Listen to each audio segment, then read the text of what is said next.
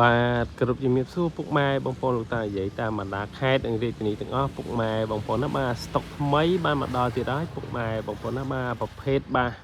GS 300បាទឆ្នាំ06ប៉ុង1 full option តែម្ដងណាបាទ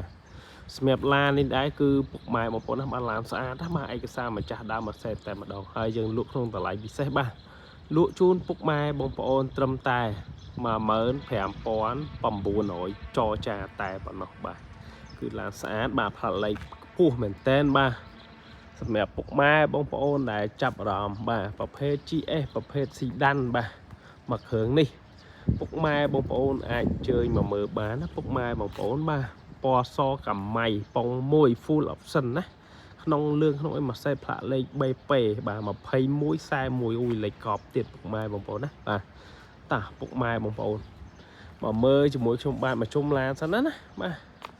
មើលមកជុំឡានសិនណាបាទទើបតែរៀបចំឲ្យក្តៅតែម្ដងណាបាទរៀបចំឲ្យពុកម៉ែបងប្អូនមើលតែម្ដងបាទ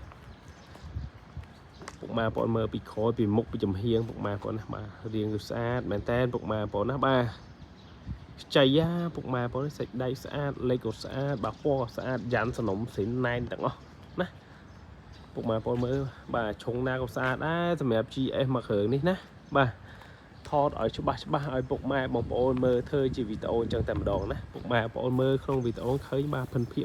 ឡានស្អាតអត់បុកអត់ប៉ះអត់កាត់តស្នូដពណ៌ទេបាទហើយសម្រាប់ខាងក្នុងវិញក៏អែមដែរពុកម៉ែបងប្អូនណាបាទ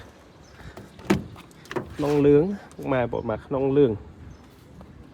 លេង VIP ហើយអីហើយដៃជាកូតនេះពុកម៉ែបងប្អូនដៃជាកូតហើយនេះឡានស្អាតពុកម៉ែបងប្អូនលុកពលាកខ្ចីញ៉ាញ់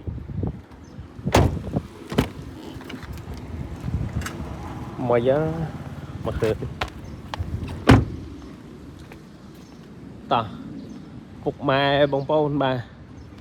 ដែលចាប់អារម្មណ៍ GS មកគ្រឿងនេះអាចអញ្ជើញមកមើលបានណាពុកម៉ែបងប្អូនបាទអាចអញ្ជើញមកមើលបានឬក៏អាចក៏ខលសាកសួរក៏បានដែរពុកម៉ែបងប្អូនបាទ